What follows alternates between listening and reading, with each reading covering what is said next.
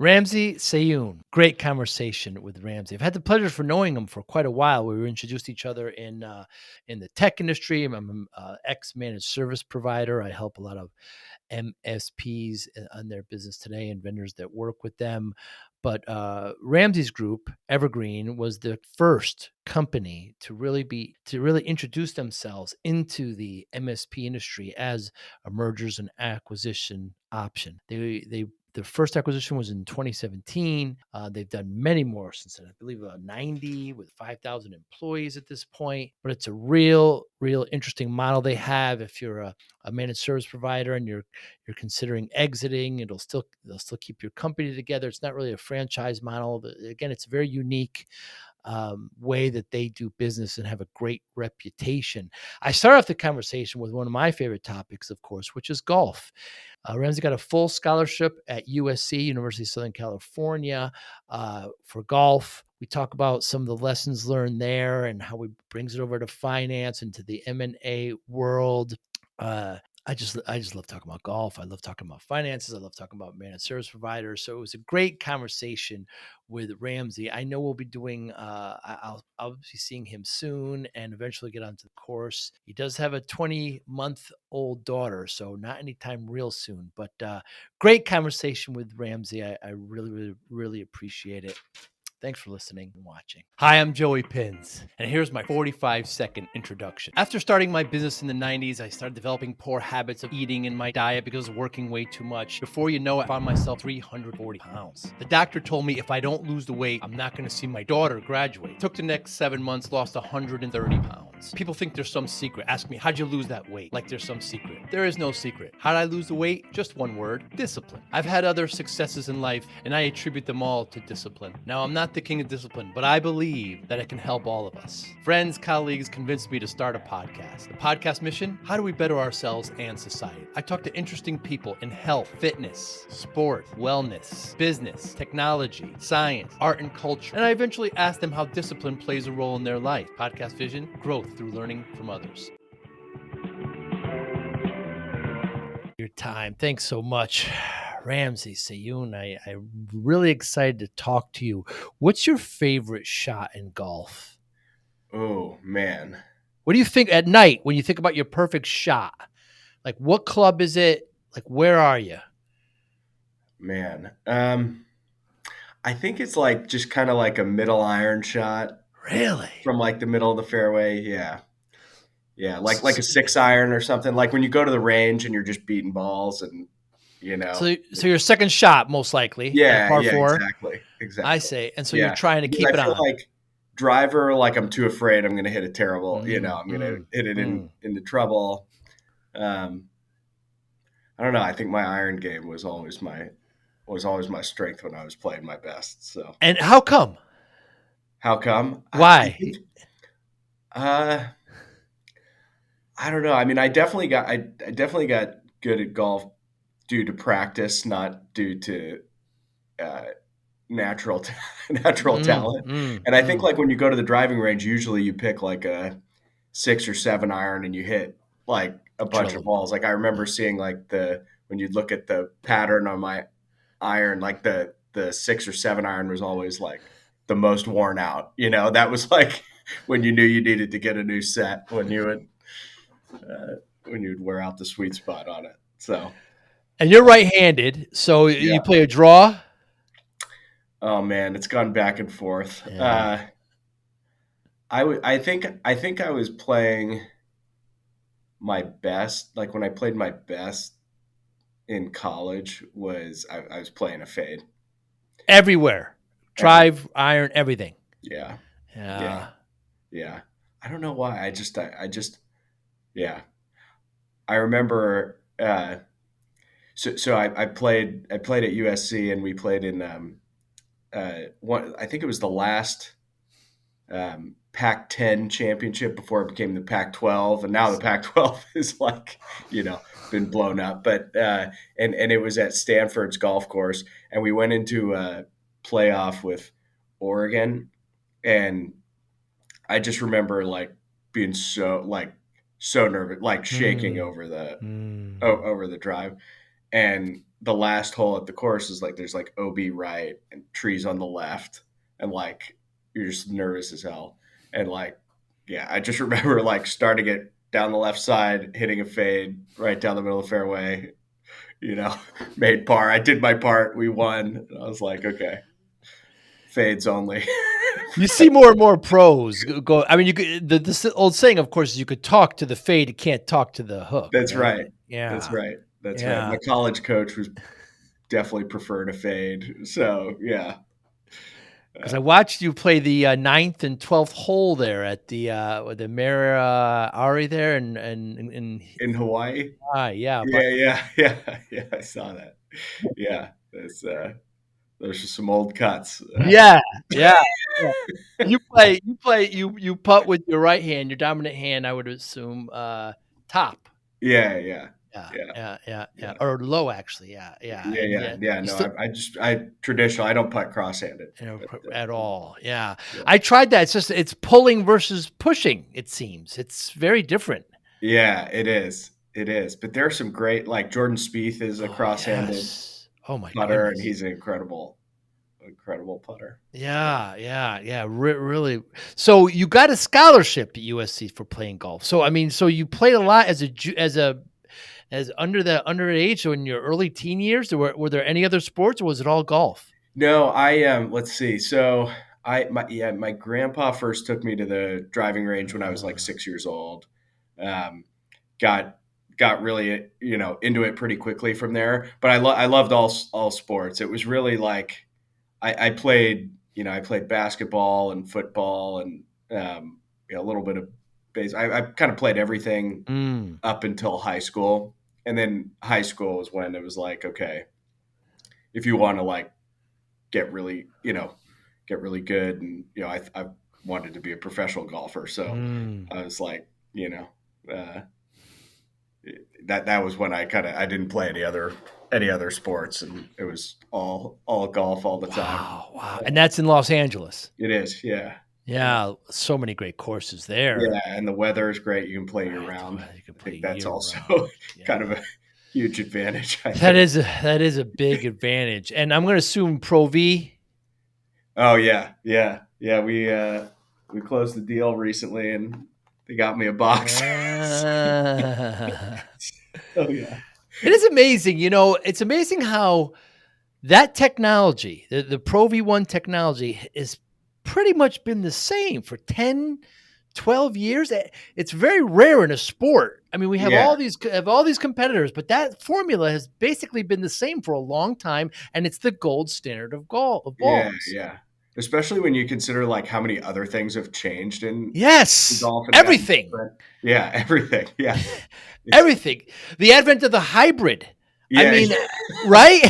I mean that I don't even have a 5-iron anymore. Yeah, Ramsey, right? You know what I mean? I mean, I'm a 56-year-old person, so I mean, I just don't swing as hard as I did, and I mean, just the hybrid, the technology of that, and the courses themselves. But that ball, I mean, because you see, I'm a big Costco nerd. They keep on introducing balls, and the price is so The version 3 just came out, and I'm like, it's so cheap. It's $20 for 2. Let me just try them. I tried them this morning actually, and you could I don't know what it is. It's just it's a nice ball. I don't think it's quite as long and a little spinny, but just that Pro V, it's just a gold standard. Yeah.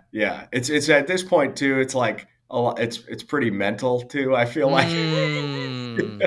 Yeah, it's hard to roll up to a tee box and say, "Hey, I'm playing the Kirkland." Right. That's it's just mentally, it's a little bit there. I was with the TaylorMade. What kind of irons did you play? TaylorMades mostly. It varied a little bit over the years, but like in college, I played TaylorMades. I actually, I don't play all that much anymore. Like I just, I don't know, don't have the time and whatever. But I have an old set of Nike irons that were given to me in college. They don't even make irons anymore. No. But it's kind of like it's kind of cool. Like they're kind of like vintage. Like they don't make them anymore. Now, when you go to USC, are they sponsored? Are you forced to go with a model? Yeah, good question. So, like, a lot of the equipment companies sponsored juniors. So, like, you would get like free clubs, and you would be able to go to like their headquarters and go get fit for clubs. So I got to go to like TaylorMade and Titleist and Nikes, Wow. like kind of golf HQs over the years. Um, so they didn't force you like the apparel, like your uniforms and stuff. That was all Nike when I was at USC. But like most people didn't like a lot of the Nike equipment, so they kind of kept their existing relationships. So yeah, anything that was like your clubs or your ball, like you weren't forced to change, Right. which I think was the right move. Was the right move, yeah, and the reason why the Nike irons got so popular is because Tiger was playing Totally. some version that we couldn't buy, I'm Yeah. sure, but, but but that was it, right? That whole movement of Mr. Woods just elevated golf. The most popular athlete at one point was a golfer in the world. I know. And I mean, I was obsessed with the guy, Oh, God, of course. that was,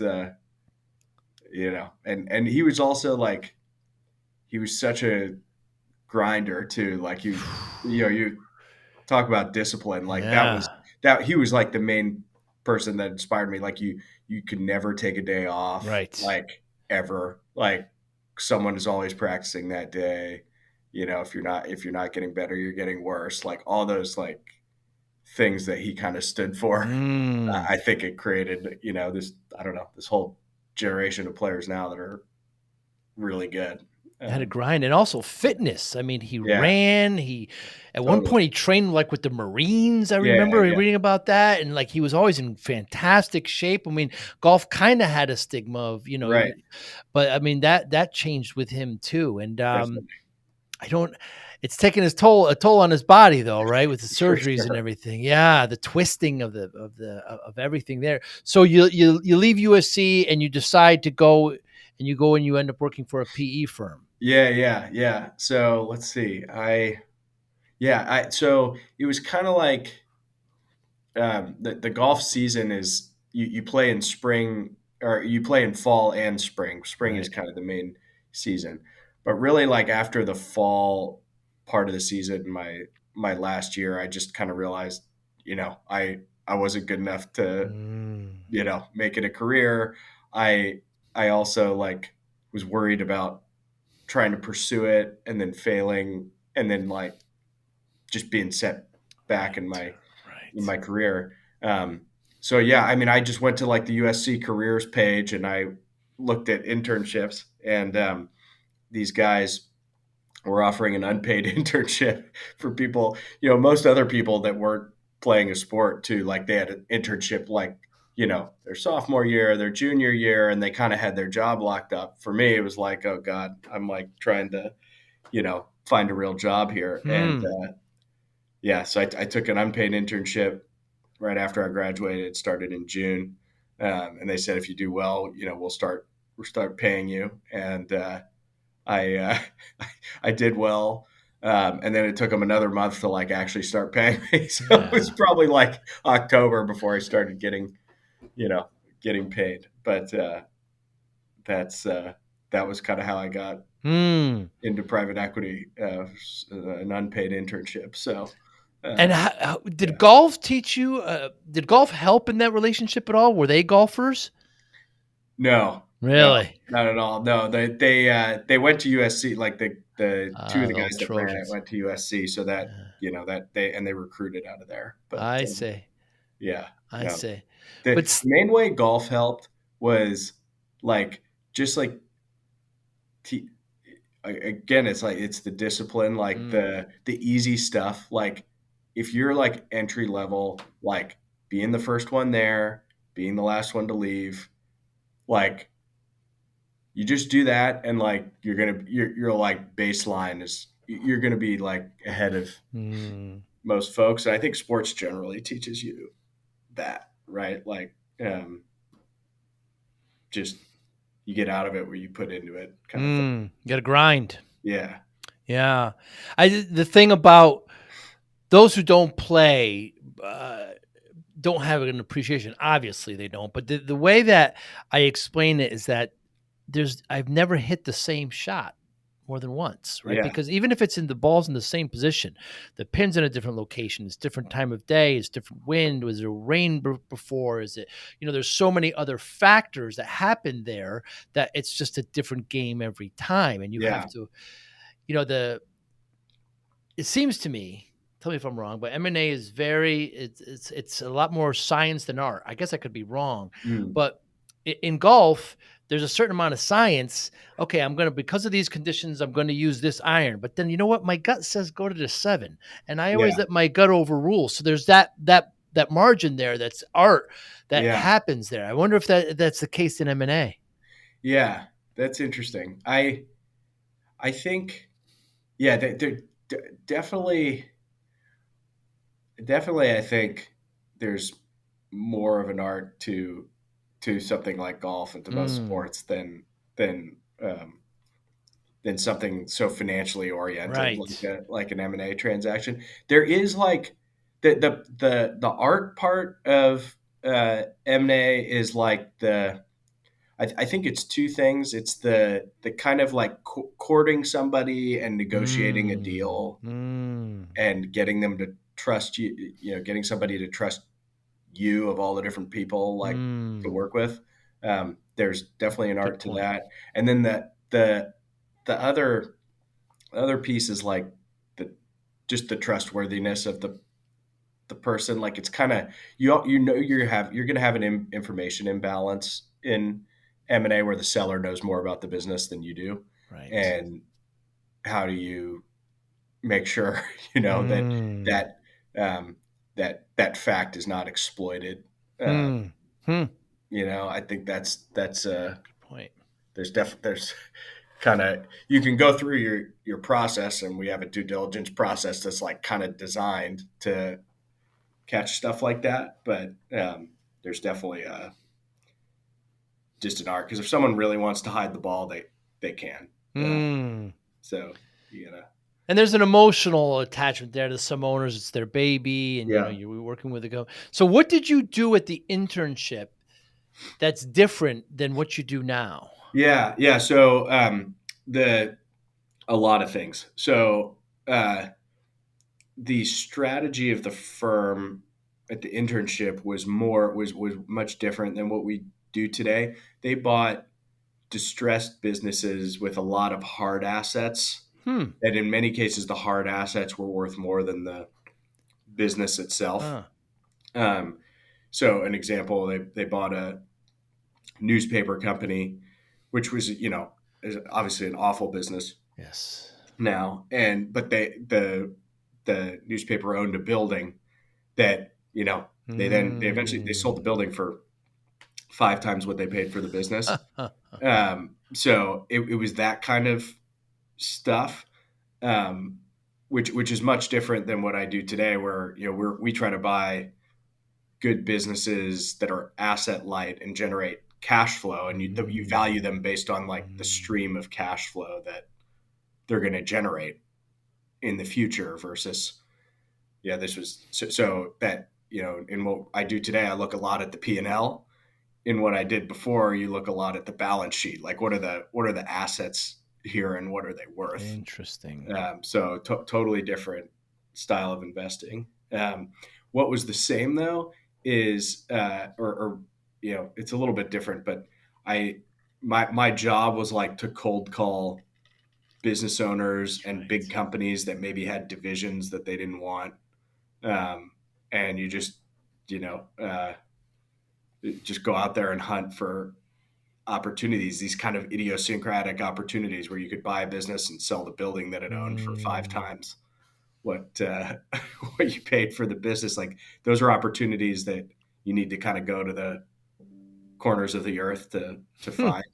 Um, and that was my role. And today I lead our team of 12 that are out there finding acquisition opportunities. And I think it's a big part of our advantage is that we get out and we look Hmm. hard for opportunities. We don't just kind of wait for someone to show up on our doorstep Hmm. in working with us. We get out and meet people where they are and hustle to find opportunities. So Ramsey, cold calling is very humbling. yeah, it is. I mean, that's some tough work, Yeah, right? Because I mean, it's cold and, because they're not putting their company up on the block at all, right? You're just saying, are they interested, right? right, Oof, right, right. Yeah, yeah, it's very low hit rate. The other thing like that would always be just weird is like we would, I don't know, you're just like sitting out there and I was with another pod of a few people and you're saying the same thing over and over again on the voicemails that you're leaving. It's just weird, wow.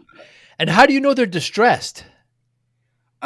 You didn't really. I I mean, see. that's kind of why you did the cold calls because like you were just. I mean, I would call like the people that did corporate development at General Electric and be like, hey, like any divisions that you guys are kind of like not, you know, not interested in Interesting. anymore. So that was a lot of it. It was like the bigger companies where the types of stuff that this firm would buy, like you don't even this it wouldn't even show up in their financials. Like it's a rounding error for Mm. someone like that. But yeah, they're out there. Hmm. And that was the other part of the opportunity. Like oftentimes they didn't care that it wasn't going to move the needle for them. So they didn't care that much. So they wouldn't, they would just prioritize getting rid of it Mm. in a lot of cases. So that created an opportunity. So you made the pivot, then you ended up moving up north to the Bay Area, and you went with you started working with Alpine, I believe, Yeah, correct? yeah. And basically, like the gist of that was I wanted to um, kind of what we talked about earlier. I wanted to get out of like buying distressed Mm. businesses and like finding these like kind of bottom feeding type opportunities, and I wanted to Wow. get more into buying good growing businesses that you could own for a long time Hmm. and grow. And you win by growing the businesses, not just by, finding a Hmm. finding a weird asset based opportunity. So um, that was kind of the genesis of me looking at joining Alpine, and then it's a big decision to. I born and raised in LA and drove up to San Francisco. I didn't really know anybody, but got a few roommates and who turned out to be good friends later. And then yeah, joined Alpine, and that was huge. Alpine's an incredible firm. It was a lot smaller when I joined it. Like you could walk in the office and see the whole the whole firm. It Hmm. was like 16 or 18 people. Um, I think today it's like 150 or 200 just at Alpine HQ, and they're investing out of a $4 billion fund. Wow. So it's grown a lot, and they've supported us, since the beginning. So that was a huge, just turning point in my career for sure. And they're tech. They were in the tech. They were buying tech companies. No, it was software and services, which is obviously Ah. really broad. They do today. I think the majority of what they're doing is services, but it was more when I was there. It was kind of 50-50 software and services. Maybe actually more skewed software. So I did quite a bit in software, like SaaS companies and stuff like that, and that was really interesting. It was before, I don't know, software was a little bit less discovered as like Hmm. as an investment opportunity. And 10 years ago, today it's huge. But It's common. yeah, yeah, exactly. And so why make the pivot over to managed service providers, Yeah, MSPs? yeah. So let's see. So um, Alpine had a lot of success acquiring these smaller software companies, and we were just part of your job there is you're just always looking for what's another industry that's interesting that maybe people haven't kind of discovered yet. And so we looked at Alpine's CRM, and the biggest category of deals that Alpine was passing on was the IT services category broadly, because there was no recurring revenue and it was very people intensive. But mainly there was no recurring revenue. But as we kind of kept digging, we saw an MSP opportunity come in, and we were like, wait a minute, there's recurring revenue. Like, here's this small kind of SMB managed services segment of the IT services market that had recurring revenue, and the business was getting more recurring over time. And so that kind of made it, eligible for investment. We don't look at anything that doesn't have some element of recurring revenue.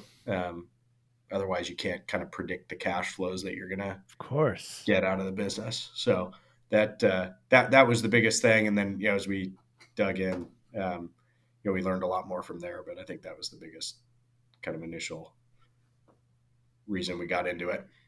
Recurring revenue is just it's why the MSP market is, what did Jay McMahon, what are we at, 495 billion or something now? I mean, Yeah. it's why it's so big, right? So attractive. Yeah, definitely. And we have Craig Fulton's on our team, who was at ConnectWise, and just with that, that change of getting all these IT companies to become managed service providers, the amount of value that's created for the industry and for business owners in the industry is like, it's hard to calculate, but it's massive. So I remember when I started my MSP in '93, and when we made the shift from project, to recurring, look, Mr. and Mrs. Client, we're just going to charge you this amount every month. Everything's going to be covered. It was quickly adapted, and it was just beneficial for everyone. And you've been in HTG, which has now evolved for a long time. That was part of that transition. That's where I first met you years ago. And of course, Craig is a good friend and interesting man. I always enjoy talking to Craig. Your first acquisition, or your first acquisition was my friend Lloyd Wolf there in Pennsylvania. So until that point, you had created a package and you were looking for the right kind of partner to partner with. So actually at that point, we actually, it's funny. We actually had a MSP under LOI when we first started talking to Lloyd, but that deal we eventually closed it. It's a company called Executech in Utah. And we eventually closed it, but it closed the day after Lloyd's deal. So funny. Lloyd gets credit as the first.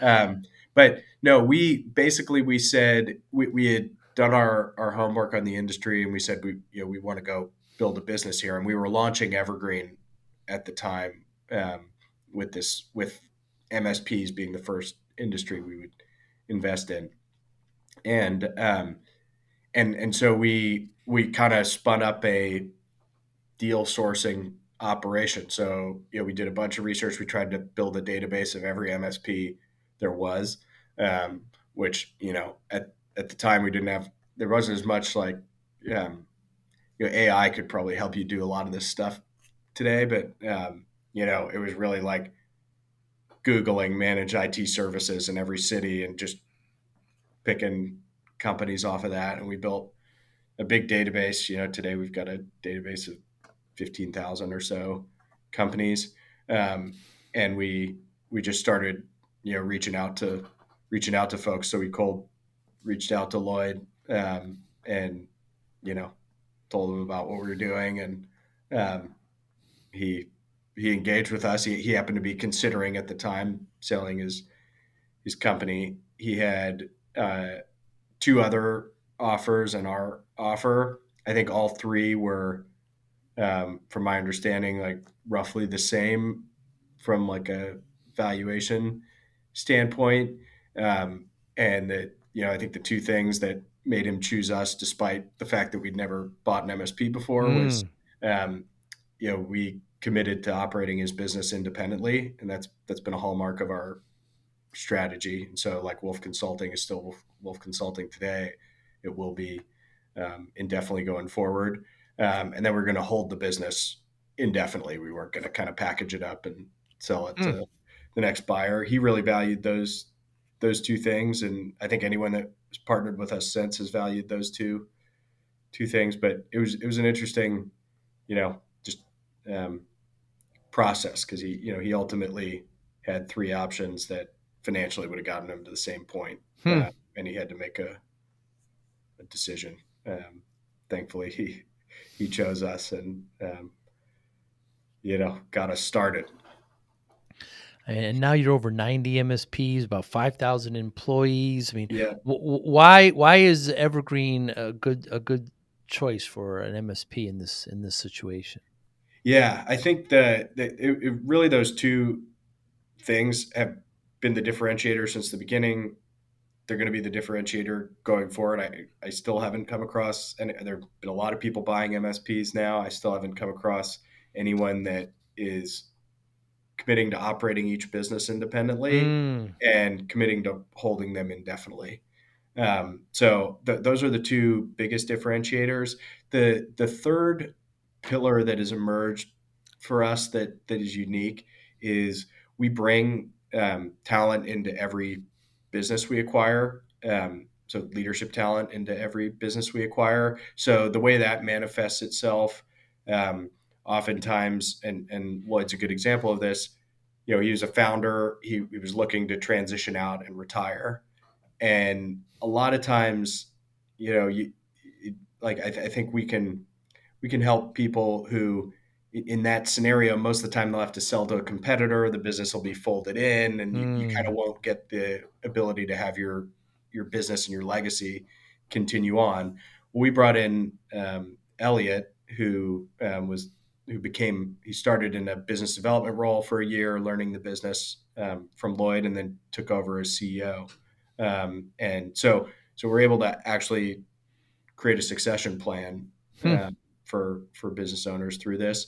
And then for owners that want to stay, oftentimes we're looking to double the business. We're looking to grow the company, and that takes oftentimes additional management talent.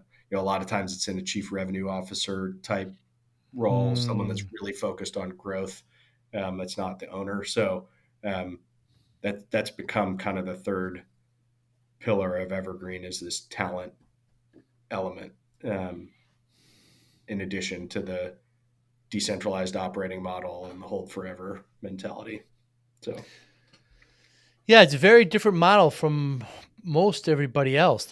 They actually the company actually continues to go. It's not yeah, the same. It's not really a franchise model, no, or it's is not. it? It's No. not. No, a franchise model would be, you sign up for like a brand and some tools, and in exchange, you give the franchisor a cut of your revenue. And there are a couple businesses out there in the MSP space doing that. Team Logic and Sure. CMIT, Yep. some of CMIT. those. No, these are MSPs, and we're buying 100% of the company. So we own the business.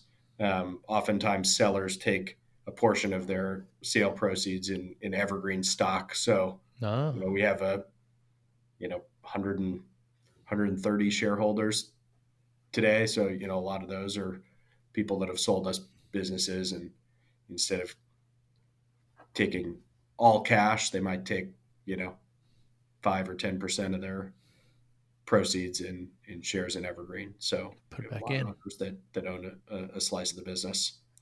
Yeah, and that's a really nice piece of the pie, because they're almost going to sell it another time. That's right.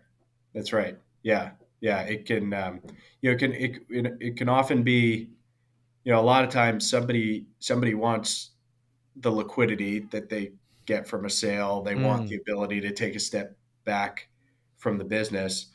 Oftentimes the business, though, it doesn't meet what they want financially. So that's when you can go and say, okay, you can take a portion in stock. Here's kind of our plan. Here's what we think that's going to be worth, 5-10 years down the road, and you can get another shot of liquidity then, and then you'll be, you can meet your goals in a way that is, a little bit less risky than like owning 100% of the business all the way to the point where you're going to meet your financial goal. So it's been a huge piece of the piece of the business here as far as helping sellers get to where they want to get financially. I work with MSPs a lot. I work with a lot Yeah. of vendors, and this phenomenon to me has happened in the last year more than ever. I've heard of it. Tell me what you think of it. But the MSP owner wants to get out, and they start the due diligence process, and even with a firm like yours or another, and sometimes they start to take the foot off the pedal a little bit, and the Yeah. sales start to decline. And then when it's time to actually sign the paperwork, we say, "Hey, this company isn't what it used to be. You've got to get it back to where it was." Kind of fatigue sets in right away. Yeah. Yeah. We haven't seen, I mean, I've definitely seen that before. I haven't seen it a lot. Like in my experience, what usually blows up deals is customer churn, like Uh, especially customers that make up a big portion of revenue. And churn has been, I think, elevated across the industry over the last, year or so.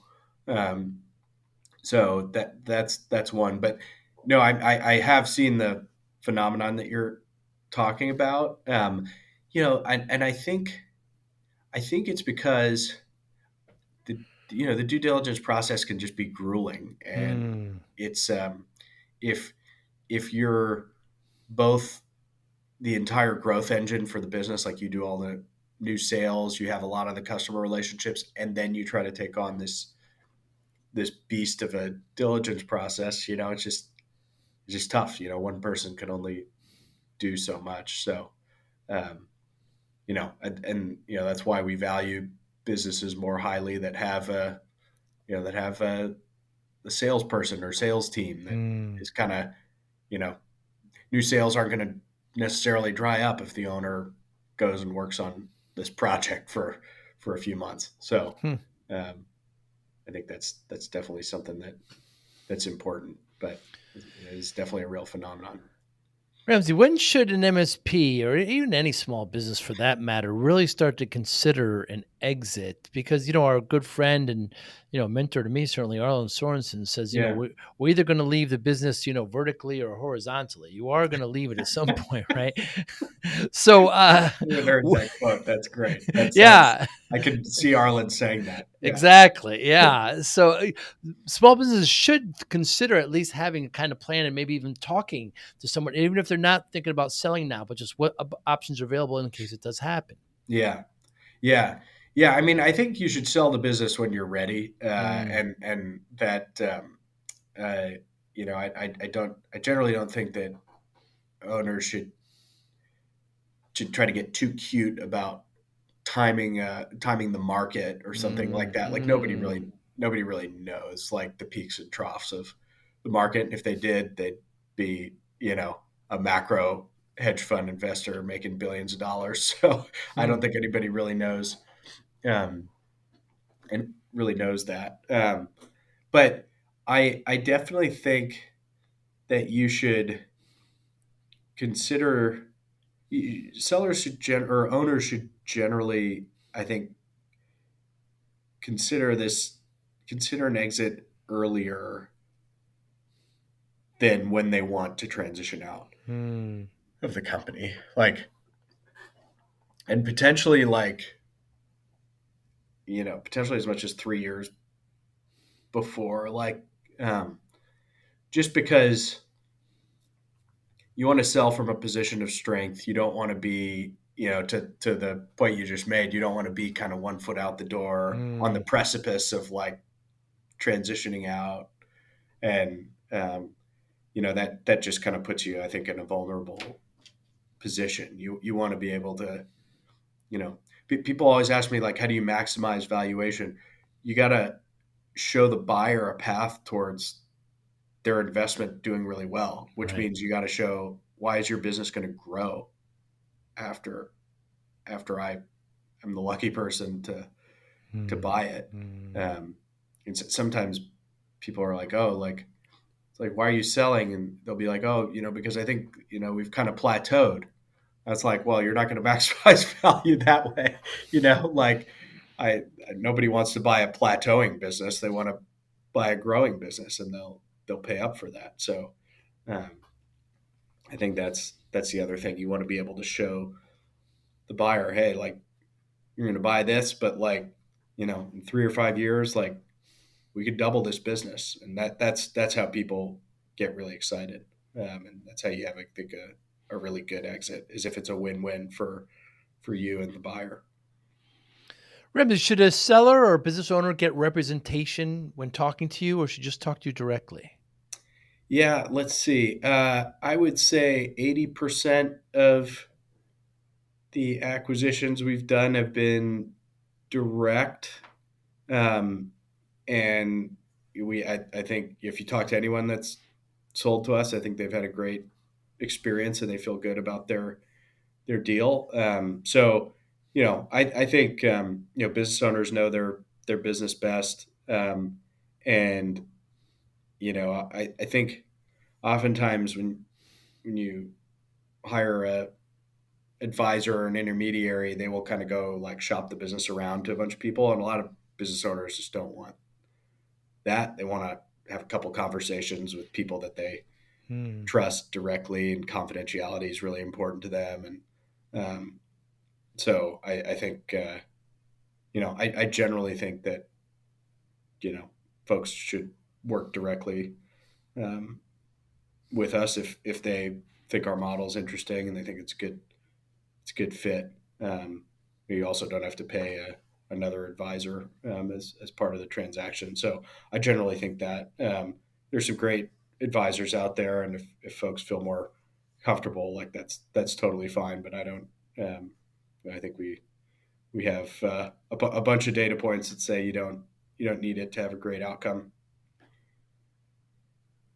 Is there anything, Ramsey, in the last month or so, 6 weeks? I know you've got a 20-month-old daughter. So, no wonder you're not playing golf, by the way. But there's plenty of time for golf after that. I'm empty nest and I play more golf now than ever, of course. But You know, is there anything in the last month or so that you've changed your mind on? oh man, anything that I've changed my mind on? God, there's got to be something. There's got to be. I feel like I change my mind all the time. Yeah. Yeah, I mean, probably does relate to parenting. I mean, I feel like everything I've ever said about parenting is just wrong. Like, I remember one time I said, "Oh, having a baby is got to be easier than, like, taking care of a dog." Right. Totally wrong. Obviously that's the dumbest thing that anybody's ever said, but I remember saying it. So yeah, God. The hard part about children at that age is that you have to also incorporate the sleep deprivation. So it's hard to make a lot of clear decisions when they're crying at night. And, yeah, parenting at that age is just so difficult and Totally, different.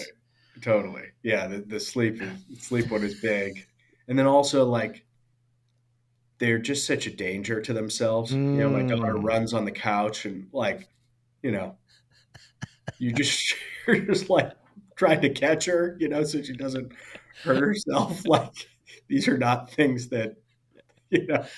no fear. There's no fear at all with the Yeah, kids. It's amazing. And plus, if they fall, they bounce up and they gotta. I mean, if I fall, I'm down for 10 minutes. You know what I mean? yeah, yeah. You know what I mean? Yeah,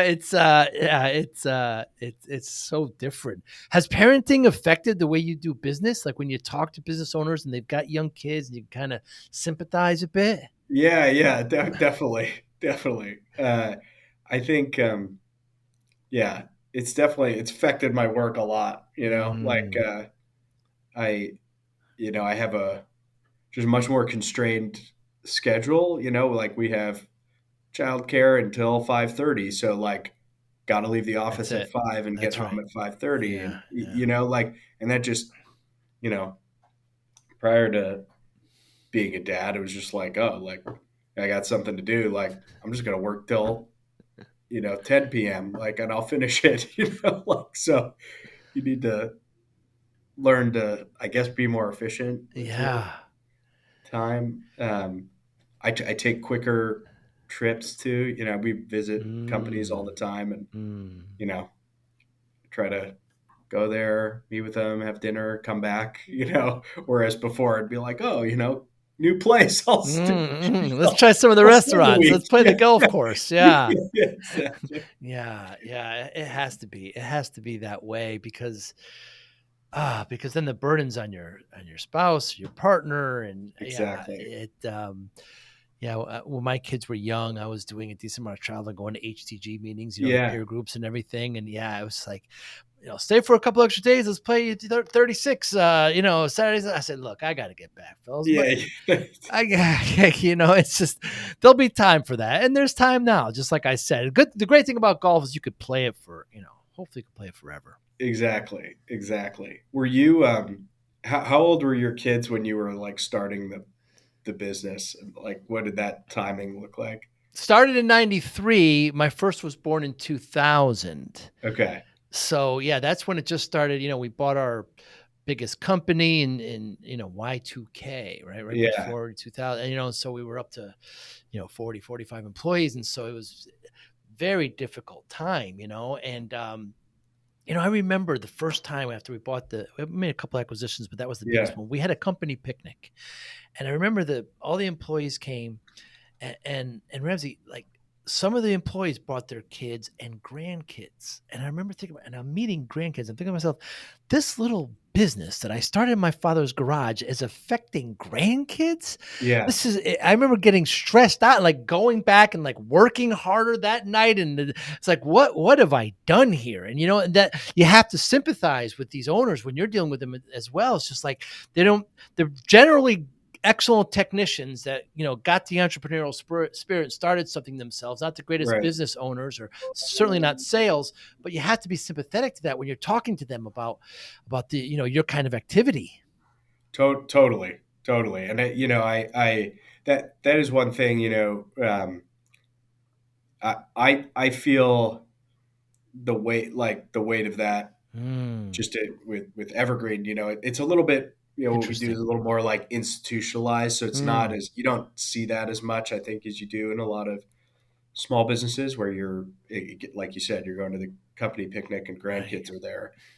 But I do feel, um, like, yeah, we got 5,000 people relying on a paycheck from one of our companies, and yeah, we got to deliver for all those Mm, people.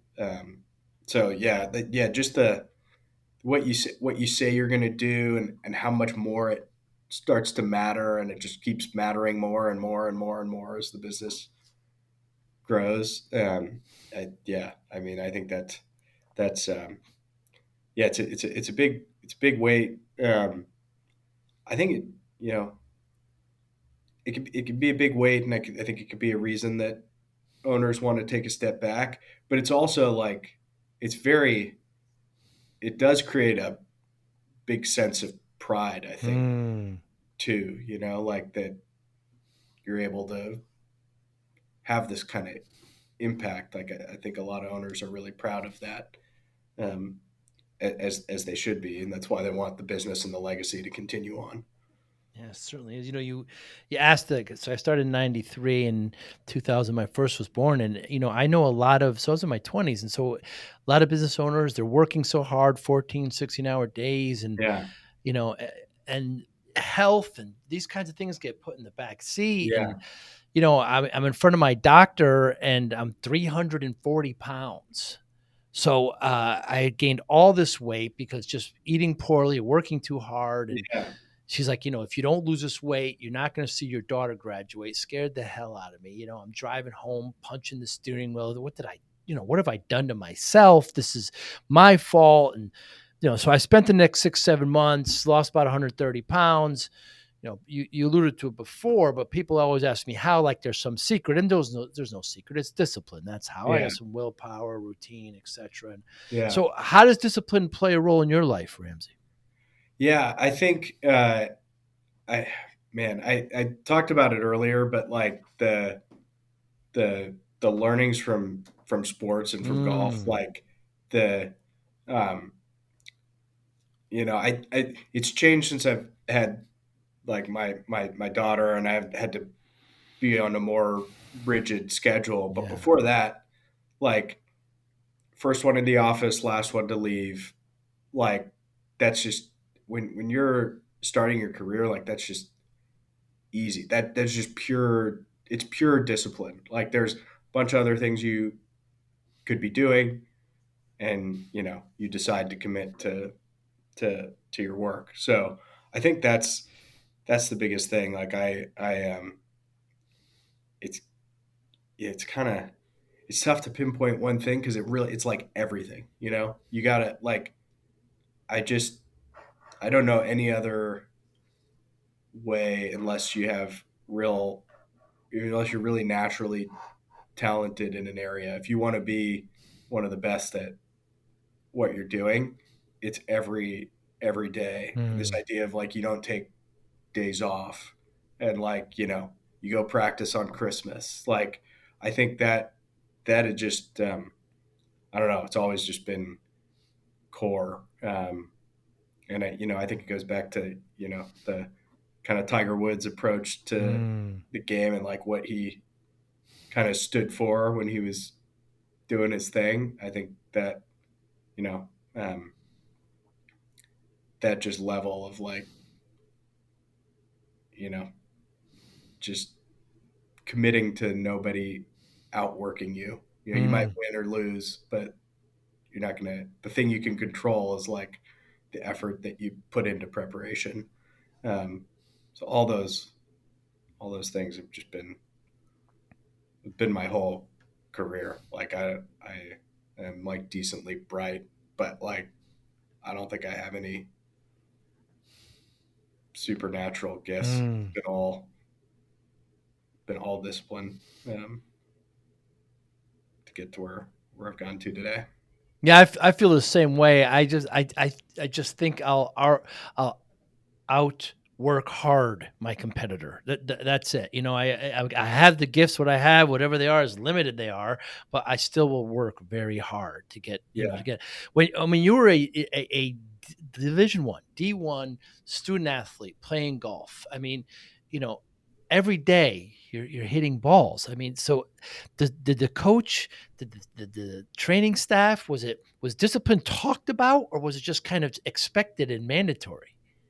Yeah, it was definitely talked about. Like there was definitely a range in discipline on the team, and there were some people that were weren't the most disciplined, but were Interesting. just super gifted, and just talented. But um, it was pretty. I would say my coach Chris Zambri, he it was very like there were punishments for being late, Hmm.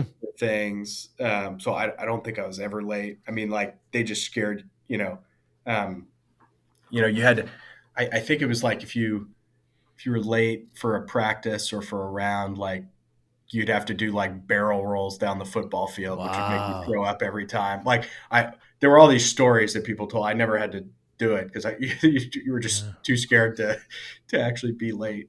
Uh, so that was a big thing. I think it was more around like being on time and showing up in the right Hmm. way than it was about um, practicing every day. But I mean, we did practice every day, and we had to take all afternoon classes. So it was like every day. I was a college kid, and we're waking up at 6 a.m. every day. So Hmm. I think that was a Hmm. good habit to get into Hmm. very very early on. Whereas I think most college kids are out, doing whatever Hmm. and Yeah. sleeping in. We never got to do that during the week.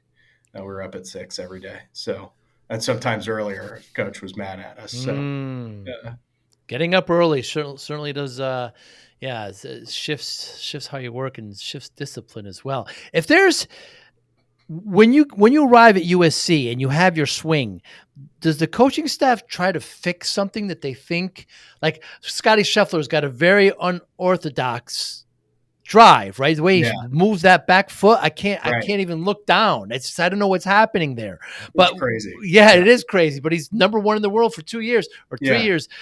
So would they try to fix something like that? How does the coaching team work with the swings? Yeah. So different coaches had different philosophies. Some were like really hands off and you have your own coach and you do your thing. I'll just like pick the lineup I see. for that week. My coach was a little more involved. Like basically, if you were doing well, if it wasn't broke, he wasn't going to I mess see. with it. But if something was wrong, like he wouldn't just be like, "Oh, you go figure it out." Like he'd jump in and and try to help. He had a philosophy though that was more um, look at the ball flight and the outcome and less about like does the swing look pretty. So he would Interesting. care about Scotty Scheffler's back foot. He'd be like, what's the path and the face and how is that Mm, impacting where the ball's going? And if it's not going where you want it to go, why is that? So I think his approach kind of allowed him to be a little more hands-on because he wasn't like messing with the aesthetics of mm. your You're swing. taking it to inside. All these kinds of things. He doesn't talk about it at all. Right. Right. He's like, okay, like if the ball's doing this, like this is the path and do what you need Mm, to do to change the path of the club. So he took it uh, a little bit of a different hmm. approach. Um, but yeah, it was very hands off unless you were struggling. Basically, Mm. you don't want to go messing with something that's going well generally. So And you said some of the athletes had their own personal swing coaches? yeah, basically everybody Ah. did. Really? They brought this, so they weren't part of the USC staff at all. Right, right, yeah, Wow. yeah. And like sometimes people were from out of state, so it's not like they were there all the time, but I like see. they have something is going wrong or they want someone to look at something in their swing, they'd send a Mm. video to their coach. Most everybody had that. It was just the coach that got them there through junior golf usually. I see. So I go to some tournaments, and I love staying at the range. Just the sound of a pure hit ball, and but I do know that like they have a swing coach, they have like the equipment coach, they have like a mental wellness coach now, and you could tell they're different because they're all saying different things and they're all dressed very differently. right. But so was that the case too? Was there a lot of mental focus when you were playing, like a mental There coach? that was kind of emerging. I Mm, feel like there was what yeah, I guess one year we had one or two, or we had a guy that was kind of like the mental coach for yeah. our team. Um, but I didn't have anyone Hmm. like a personal one the way I had a swing coach. But that's definitely more. I think you see it all the time now. That's another thing that's changed Mm. about the sport is just how prevalent that is. There's more of an entourage around these players that are specialists in different areas. That wasn't as much the case when I was playing. Every professional sport's a mental game, but it's such the case there. And of course, they're getting paid so much money now. So, Totally. it's economics have changed it as well. Ramsey, what motivates you? Oh man, what motivates me? I think um, I think it's just wanting to I'm competitive. Hmm. Uh, I and I think I get very just obsessed with the thing that I'm doing. Like I was that way with golf. It was like nothing Hmm. else mattered, and I would just practice every day. And I'm that way with Evergreen now. Like this is what I love. This is my life's work. I'm obsessed with, buying businesses and understanding them and, being the best home for them, generating the best returns for our investors that we can. So I think it's like, yeah, just wanting to be seen as the best in whatever context that is. And then, yeah, I mean, I think that's the main thing. I think, being a dad now and like having a family, and I think that's the other thing that, I used to do this all for myself, and now you know, there's more people than just me now. So I think that's like kind of a newer thing, but I've always been, you know, competitive and wanting to, just get obsessed with one thing and try to be the best at it. So So given that motivation, how do you measure success? yeah, let's see. Well, there's um, a few different ways. I think internally we have a set of, we call them North Star metrics, which are like, how do we define winning? And so it's like, um, the overall growth rate of the business, the organic growth rate, so excluding acquisitions, how are our businesses growing organically? Um, the uh, the the returns that, so our business gets valued every quarter, and are we increasing the value of it every quarter at a rate um, that is, world class? And then at a scale that matters is another part of that. Like we want to do this on, our kind of mission is to be the best home for businesses and their leaders. I think in order to make a claim like that, you have to have a lot of businesses and leaders be impacted by what you're doing. So I think scale is important. So I think it's kind of those three things. It's the growth, both organic and inorganic. It's the increasing of shareholder value, and it's doing it at a big scale. That's how I kind of measure whether we're being successful or not. Yeah, when you talk to somebody in finance like yourself, and I say measure success, anything that's measurable, you're very focused on that. That's what you do. Yeah, You think everything is measured and calculated. it is. It is. Yeah. Yeah. And it has to be, because we're talking about money. We're talking about goals. We're talking about, that's just the way it's measured. Yeah. Yeah. And we use a one-page plan to run our business. I know a lot of people run on EOS operating systems like that. I think it's good, just really good hygiene to make sure every goal that you set is measurable, because we review the one-page plan every week, and then we review how we did at the end of the quarter. And the goals that aren't measurable, man, it's tough. You're like, how do you know? Like, nobody kind of wants to say that, oh, we didn't get that done. But if it's not measurable, then nobody actually admits when it's not done. So I think that, um, having some way to kind of quantify every goal that you have, I think has served us really well in building the business. Well, I love what Evergreen's doing, and we met a while ago, and soon enough we'll get on the golf course. Plenty of time for that. I really appreciate your time today. Anybody listening, how can they get in touch with you? Yeah, let's see. My email, I think is everywhere. Sahyoun at evergreensg.com.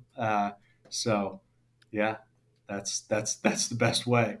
And also my phone, but I'm not going to give that number out. But Good. Yes. Evergreensg.com. The that's right. SG? Services Group. That's what Of it stands course. for. So yeah, Evergreensg.com. You're on LinkedIn. You also have a YouTube page, which is we pretty do. cool. We do. Yeah, Craig spun that up for us. It's been Yes. great. And yeah, we're trying to. We have a lot of businesses. We're trying to elevate stories from those companies, and and the transactions and stuff like that. So, yeah, follow our YouTube channel as well. Thanks so much for your time. I look forward to seeing you out there on the road. And like I said, we will play golf eventually, I'm sure. That sounds great. That You be sounds great. well. Really appreciate you having me.